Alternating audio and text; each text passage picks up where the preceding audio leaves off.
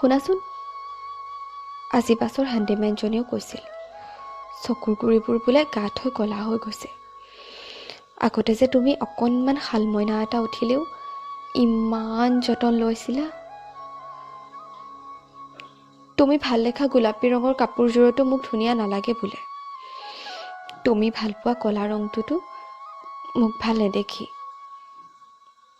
আৰু শুনাচোন, ৰাতি ৰাতি কান্দোনবোৰ কোনোবাই শুনিব বুলি চেপি ধৰোঁতে ধৰোঁতে বুকুত প্ৰচণ্ড বিষ এটা হয় অ'।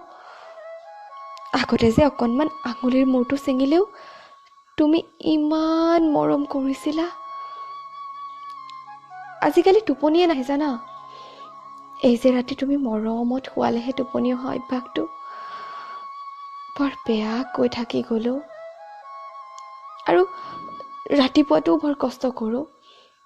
তোমাক প্ৰথম মেছেজটো দিয়াৰ অধিকাৰটোৱেই যে হেৰুৱাই পেলালোঁ। বাৰু বাদ দিয়া। শুনাচোন, তোমাৰ দিনটো কেনেকৈ গ'ল আজি?